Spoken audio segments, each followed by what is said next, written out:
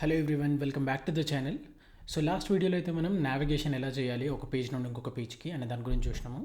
And ఈ వీడియోలో data management గురించి కవర్ చేస్తాను. మీరు ఒకవేళ లాస్ట్ వీడియో చూడకపోయి ఉంటే పైన లింక్ అటాచ్ చేస్తాను, వెళ్ళి చూడండి. So coming to this video, data management. So ఈ డేటా మేనేజ్మెంట్ అక్రాస్ రౌట్స్ ఏంటంటే బేసిక్గా మనం ఒక రౌట్ నుండి ఇంకొక రౌట్కి నావిగేట్ అయినప్పుడు కొన్నిసార్లు డేటా పాస్ చేయాల్సిన అవసరం ఉంటుంది. సో ఆ డేటా ఎలా పాస్ చేయాలి అండ్ పాస్ చేసిన డేటాని డెస్టినేషన్ రౌట్లో ఎట్లా రిట్రైవ్ చేసుకోవాలి అండ్ దాన్ని ఎట్లా అప్డేట్ చేయాలి, వాటన్నిటి గురించి ప్రాక్టికల్ యూస్ కేసెస్ అండ్ మనం ప్రాక్టికల్గా కూడా కోడ్ చేసి చూద్దాం. సో మనకి బేసిక్గా యూఆర్ఎల్లో డేటా పాస్ చేయడానికి 2 వేస్ ఉన్నాయి. ఒకటేమో క్వెరీ పాత్ పారామీటర్స్, ఇంకొకటేమో క్వెరీ పారామీటర్స్. పాత్ పారామీటర్స్ అంటే ఏంటంటే మనకు డేటా వచ్చేసి direct with in the path of the URL వస్తుంది అన్నట్టు. సో ఇక్కడ మీరు ఫస్ట్ ఎగ్జాంపుల్ చూస్తే ఇక్కడ కాలన్ ప్రొడక్ట్ ఐడి అని ఉంది కదా, ఈ ప్లేస్ హోల్డర్ లోపల మనకి ఏదైనా రావచ్చు డేటా, డైనమిక్ డేటా. సో దీని గురించి అయితే నేను డీటెయిల్గా ఫస్ట్ వీడియోలో ఎక్స్ప్లెయిన్ చేసినాను, where I talked about something called dynamic routing. So మీరు ఒకవేళ చూడకపోయి ఉంటే పైన లింక్ అటాచ్ చేస్తాను, వెళ్ళి చూసిరండి. సో ఈ వీడియోలో నేను స్పెసిఫిక్గా query parameters and their management గురించి అయితే డిస్కస్ చేస్తాను. And coming to query parameters అంటే ఏంటంటే మనకి యూఆర్ఎల్ మొత్తం అయిపోయాక, అంటే ఎండ్ పాయింట్ మొత్తం అయ్యాక లాస్ట్లో క్వశ్చన్ మార్క్ తర్వాత ఏవైతే కీ వాల్యూ పేర్స్ వస్తాయో, some key equal to value, ampersand, some other key equal to some other value and so on, వీటిని అయితే మనం క్వెరీ పారామీటర్స్ అని అంటాం. Some people also call it search parameters, anything you can call. So ఈ వీడియోలో స్పెసిఫిక్గా నేనైతే ఈ క్వెరీ పారామీటర్స్ గురించి మాట్లాడతాను. మనం ఒక పేజ్ నుండి ఇంకొక పేజ్కి నావిగేట్ కావడానికి 2 కాంపోనెంట్స్ యూజ్ చేసినాం లాస్ట్ వీడియోలో. ఒకటేమో లింక్ కాంపోనెంట్, ఇంకోటేమో నావ్ లింక్ కాంపోనెంట్. సో రెండింటికి ఈ 2 అట్రిబ్యూట్ అనేది సేమ్. సో అందుకే నేను ఇక్కడ లింక్ కాంపోనెంట్ ఎగ్జాంపుల్ తీసుకున్నా. ఈ లింక్ కాంపోనెంట్లో 2 అట్రిబ్యూట్లో చూస్తే పాత్ అని ఉంది కదా, ఈ పాత్లో మనం ఎండ్ పాయింట్ ఇవ్వచ్చు. ఆ ఎండ్ పాయింట్ ఒకవేళ డైనమిక్ ఎండ్ పాయింట్ అయితే, అంటే పాత్ పారామీటర్స్ ఏమైనా ఇన్వాల్వ్ అయితే ఆ పాత్ పారామీటర్ని మనం ఇక్కడనే పాస్ చేయొచ్చు. అండ్ క్వెరీ పారామీటర్స్ని పాస్ చేయడం కోసం అయితే మనం సెర్చ్ అనే ప్రాపర్టీ వాడతాం. ఆ సెర్చ్లో మనం key value, key equal to value and some other key equal to some other value and so on. So ఇట్లా ఎన్నైతే మనకు క్వెరీ పారామీటర్స్ కావాలో అన్నీ మనం వాడచ్చు అన్నట్టు. అయితే వీటిని మనం ప్రాక్టికల్గా కోడ్ చేయడానికి ముందు ఫస్ట్ అయితే వెళ్ళి ఒకసారి ప్రాక్టికల్ యూస్ కేసెస్ చూద్దాం. సో ప్రాక్టికల్గా మనం అర్థం చేసుకోవడం కోసం నేనైతే లీడ్ కోడ్ ప్రాబ్లమ్ సెట్ అనే పేజ్ యొక్క ఎగ్జాంపుల్ తీసుకున్నాను. సో కరెంట్లీ మీరు ఎండ్ పాయింట్ అబ్జర్వ్ చేస్తే /ప్రాబ్లమ్ సెట్ అని ఉంది. అండ్ దీంట్లో నేను ఆల్ టాపిక్స్లో ఉన్నా. ఇప్పుడు ఆల్గరిథమ్స్ అని సెలెక్ట్ చేస్తే మీరు ఇక్కడ చూస్తే ప్రాబ్లమ్ సెట్ /algorithm. సో ఇక్కడ చూస్తే ఇది some dynamic data. Okay, dynamic కాదు, చూద్దాం. డేటాబేస్ సెలెక్ట్ చేస్తాను. సో డేటాబేస్ సెలెక్ట్ చేస్తే ఏమైంది, జస్ట్ /database అయింది. అండ్ షెల్ సెలెక్ట్ చేస్తే జస్ట్ /shell అయింది. So this is something dynamic which is changing, right? So ఇది చేంజ్ అవుతుంది అండ్ డైనమిక్ ఉంది. దీన్ని ఏమంటారు మనం, పాత్ పారామీటర్ అని అంటాం. ఓకే, సో ఇక్కడ నేను అదే చెప్పాను, ఇక్కడ problem set /some dynamic value which we call as subject name. So ఆ సబ్జెక్ట్ నేమ్ ఆల్గరిథమ్స్ కావచ్చు, డేటాబేస్ కావచ్చు, షెల్ కావచ్చు, ఇంకేదైనా కావచ్చు. ఓకే, సో ఇదైతే path parameters. Next query parameters కోసం అయితే ఇక్కడ చాలా యూస్ కేసెస్ ఉన్నాయి. ఫర్ ఎగ్జాంపుల్ ఇక్కడ నేనైతే డిఫికల్టీ వచ్చేసి మీడియం అని సెలెక్ట్ చేస్తాను.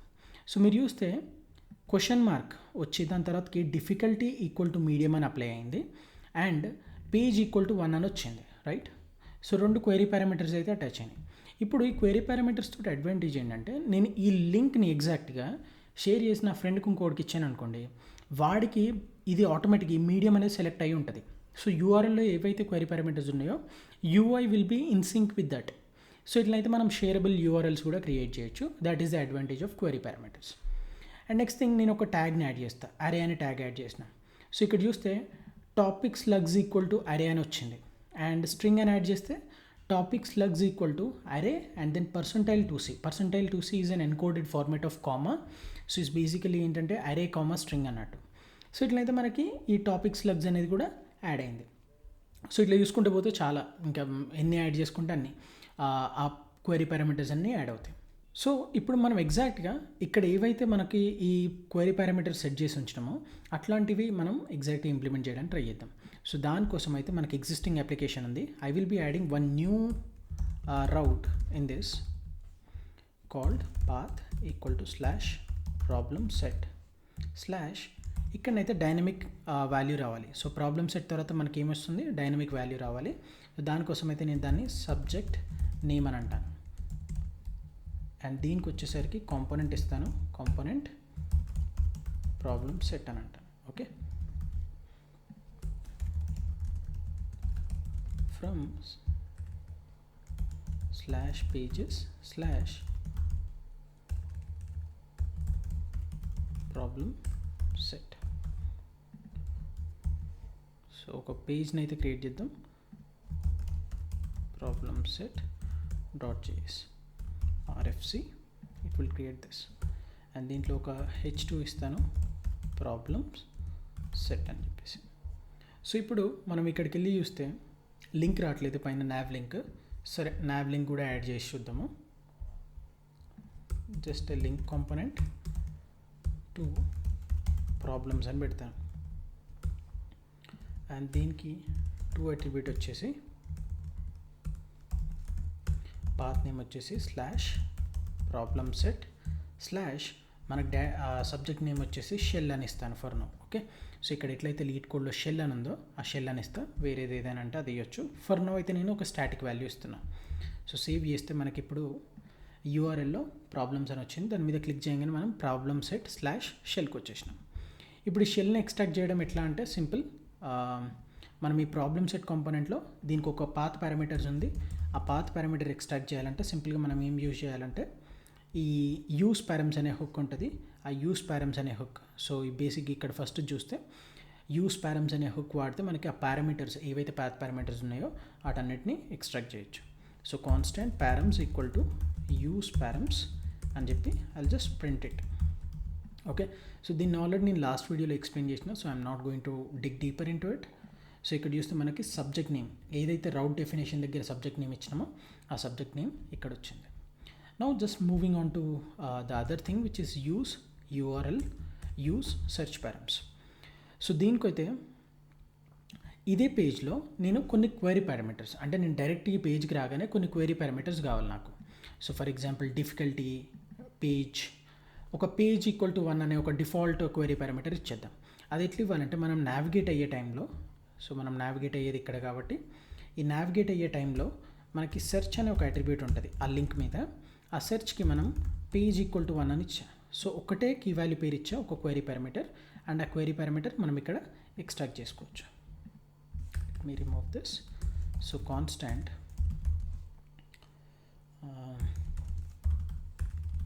Use search params. సో ఈ సెర్చ్ పారమ్స్ హుక్ ఏంటంటే ఇది మనకి 2 వాల్యూస్ ఇస్తుంది అన్నట్టు.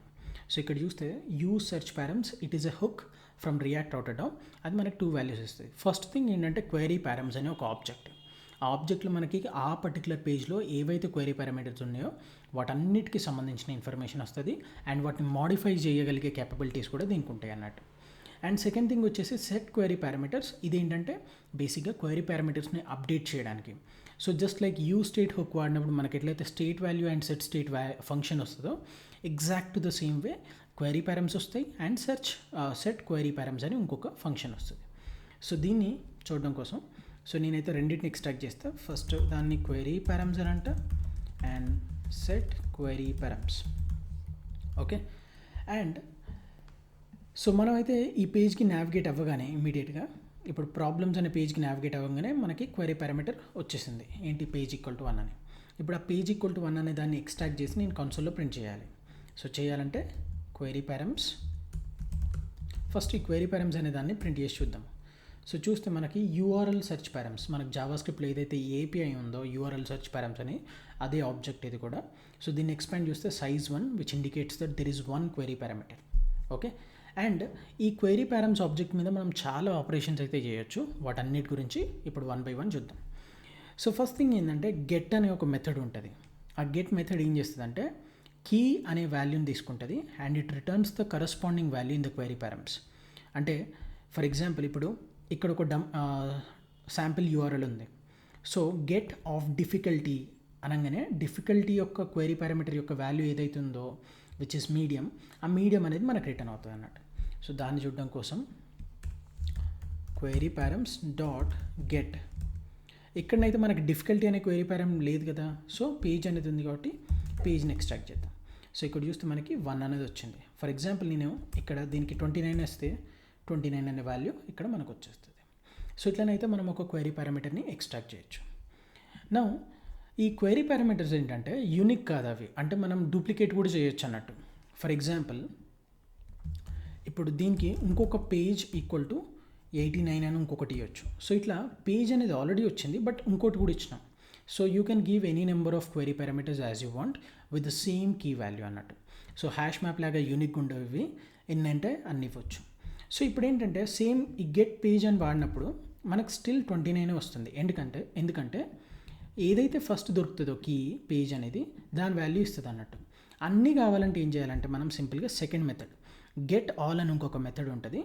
దానికి సిమిలర్గా కీ పాస్ చేస్తే మనకి ఒక అరే ఆఫ్ వాల్యూస్ ఇస్తుంది.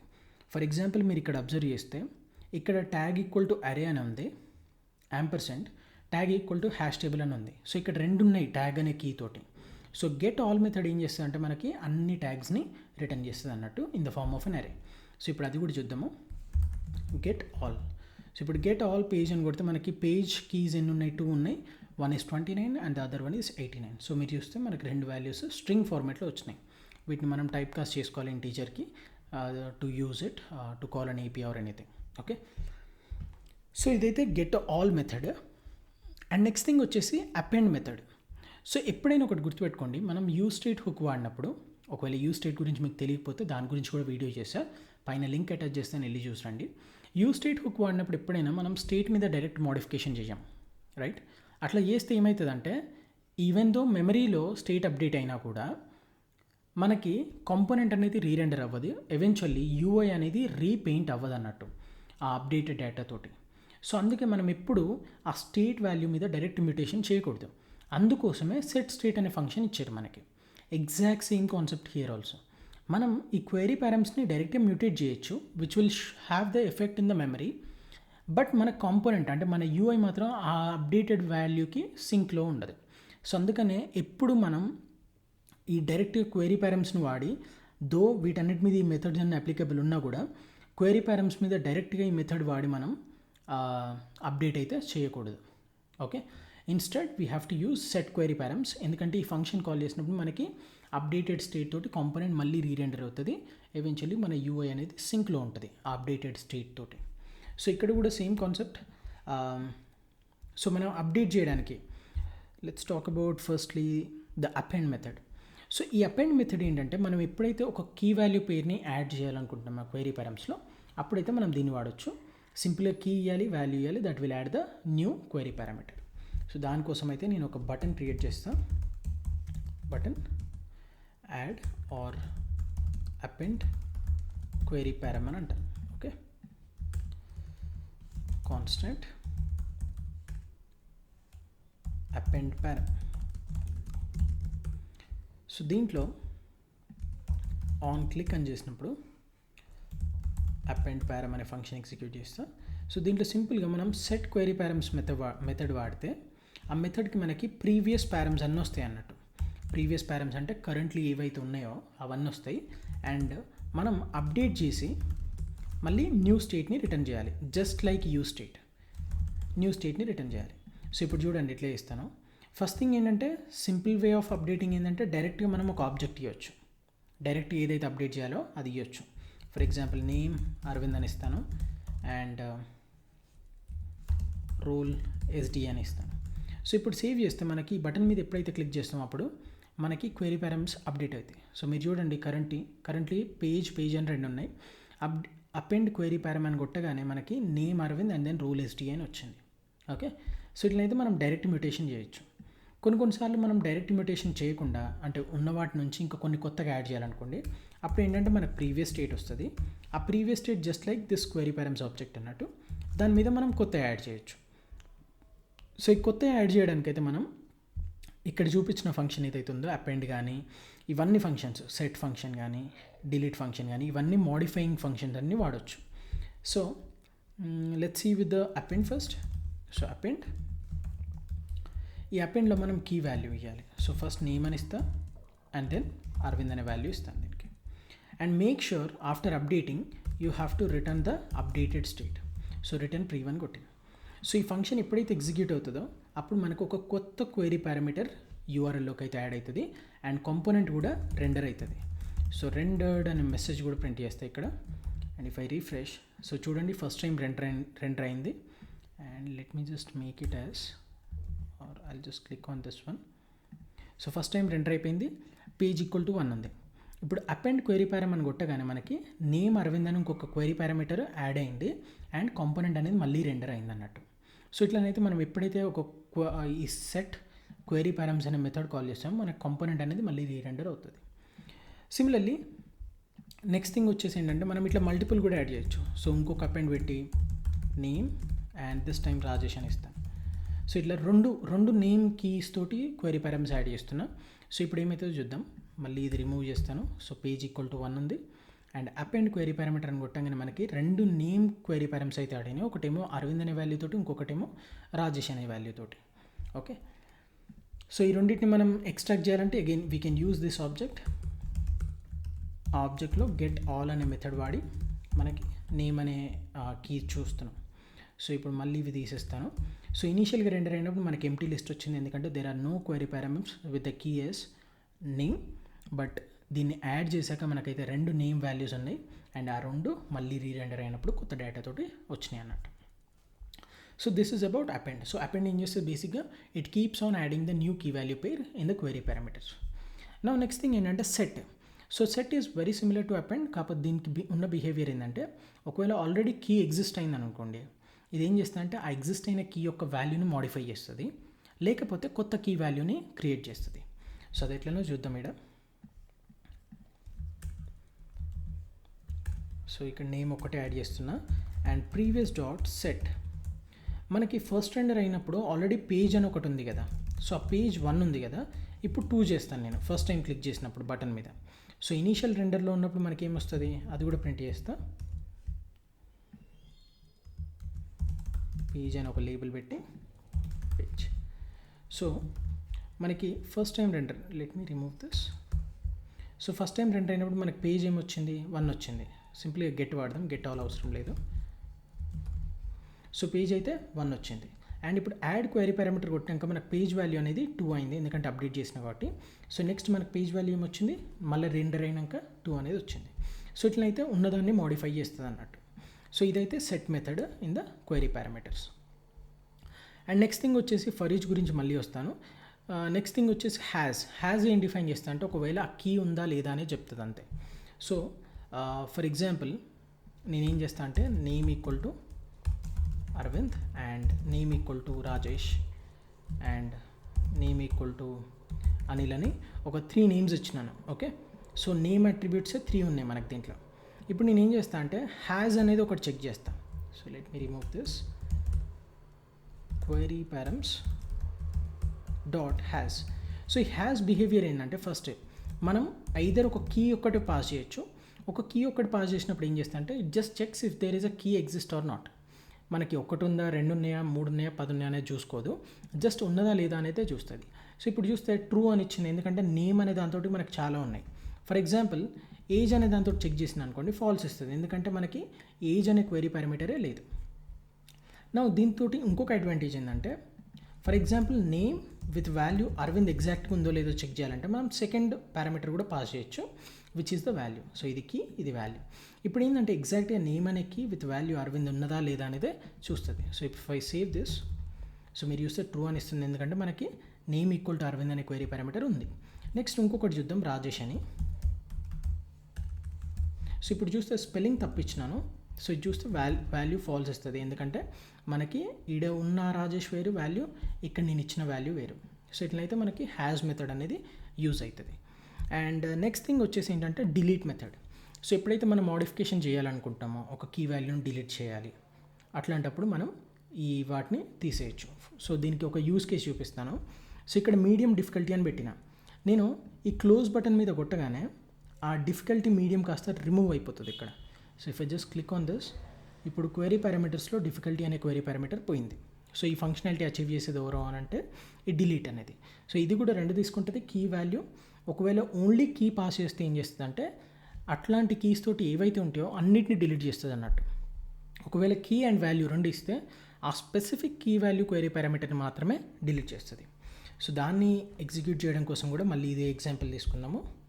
సో ఇంకొక బటన్ అయితే చేస్తా, డిలీట్, సింపుల్గా delete and on click delete అనే ఒక ఫంక్షన్, డిలీట్ పారమ్స్ అనే ఒక ఫంక్షన్. ఓకే. సో డిలీట్ చేయగానే మనకి ఇమీడియట్గా అప్డేట్ కావాలి అంటే కాంపోనెంట్ రీరెండర్ అవ్వాలి కాబట్టి we have to use set query params with previous value taken and previous dot delete name. So ఇప్పుడు ఏం చేస్తా అంటే deletes all the name query params and return the updated data. So if I save this delete వచ్చింది ఇక్కడ మనకు 3 ఉన్నాయి name అనే key value pairs తోటి. ఆ మూడింటిని ఒకటేసారి డిలీట్ చేస్తుంది చూడండి. సో డిలీట్ కొట్టంగానే అన్నీ డిలీట్ అయిపోయినాయి. లేదు మనం స్పెసిఫిక్గా ఇప్పుడు యూఆర్ఎల్ ఉందని అనుకుందాం, దీంట్లో నేమ్ అరవింద్ ఉంది, నేమ్ రాజేష్ ఉంది, నేమ్ అనిల్ ఉంది. లెట్స్ నేను నేమ్ అనిల్ని డిలీట్ చేయాలి స్పెసిఫిక్గా. సో అప్పుడు ఏం చేస్తాం అంటే name and then also pass the value.